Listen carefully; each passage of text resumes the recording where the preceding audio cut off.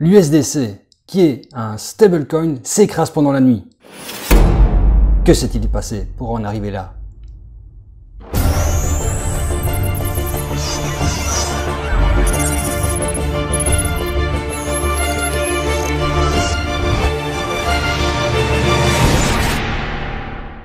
Et oui, comme tu l'auras certainement entendu ou vu, l'USDC, stablecoin, le deuxième stablecoin le plus important des crypto-monnaies, a perdu près de 9% pendant la nuit.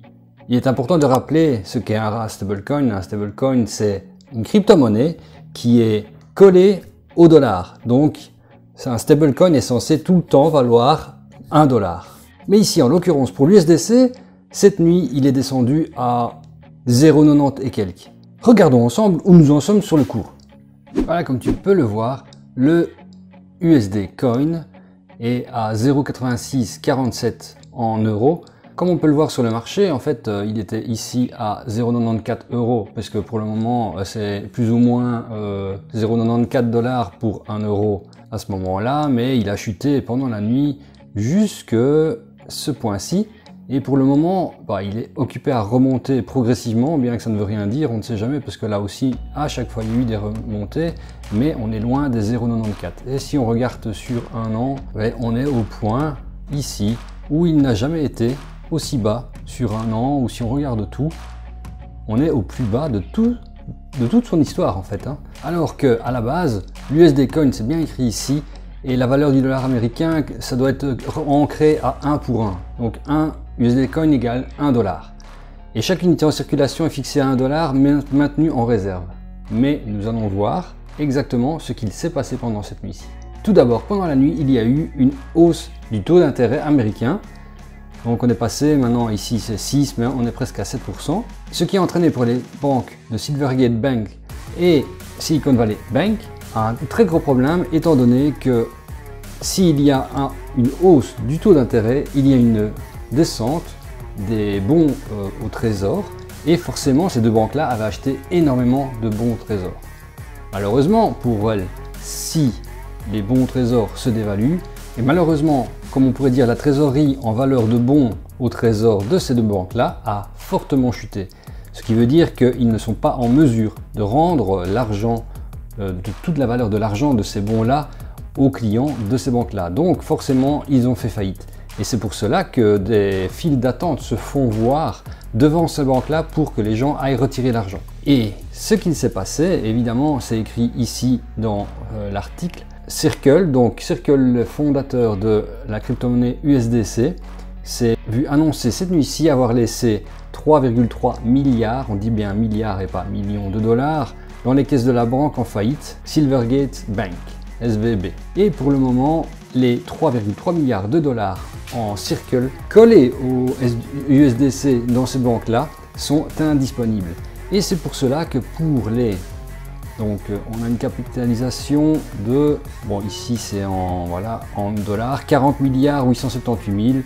Donc c'est-à-dire que 3,3 milliards sur 40 milliards 878 millions sont bloqués, et c'est ce pourcentage-là qui a fait chuter l'USDC. Le problème, c'est que tous les avoirs dans ces deux banques qui ont fait faillite sont bloqués, et Circle ne s'est pas encore récupéré ces 3,3 milliards de dollars.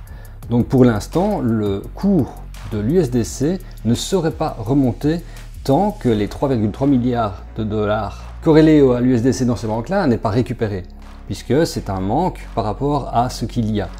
Mais ici, on voit aussi que Circle a annoncé avoir en sa détention à peu près 9 milliards de dollars pour être adossé au dollar pour l'USDC, mais on voit que la capitalisation de l'USDC est de 40 milliards de dollars, même presque 41 milliards de dollars. Et c'est là qu'on se pose la question, où et comment font-ils pour dire qu'ils sont corrélés au dollar, alors qu'ils annoncent avoir 9,9 milliards de dollars, donc un quart en liquidité dans des banques, dont 3,3 pour le moment qui sont bloqués dans la SVB. Évidemment, avec cette chute de deux banques aux États-Unis, à Paris, la Société Générale, puis BNP Paribas, Crédit Agricole, etc., ailleurs en Europe, même une banque allemande ont chuté, mais de différents pourcentages selon les banques. Et c'est là qu'on se rend compte que les crypto-monnaies sont encore liées aux banques lorsqu'elles sont dans le circuit réglementé.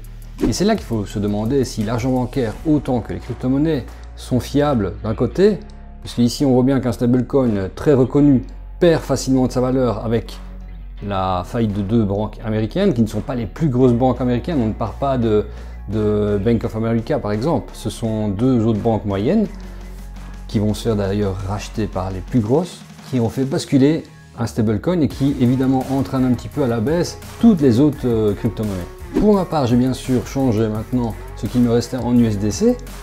Donc là, toi tu fais ton choix, hein. Soit cela va remonter, ou soit pour d'autres raisons encore inconnues, parce qu'on est en plus le week-end, donc on verra bien lundi, mais pour d'autres raisons ça peut encore chuter. Personne ne sait le dire maintenant dans quel sens ça va aller. Mais on a déjà perdu un bon 8% pour le moment. Donc bon, moi je voulais pas perdre spécialement plus sur un stablecoin de toute façon. Donc j'ai sécurisé, et quelqu'un qui n'est pas joueur, à mon avis, va le faire également. Donc voilà où on en est à avoir des stablecoins qui perdent de la valeur. Je vais donc te laisser maintenant aller voir sur tes wallets où en sont tes stablecoins et tes autres cryptos. Et on se voit à la prochaine vidéo. Allez, ciao!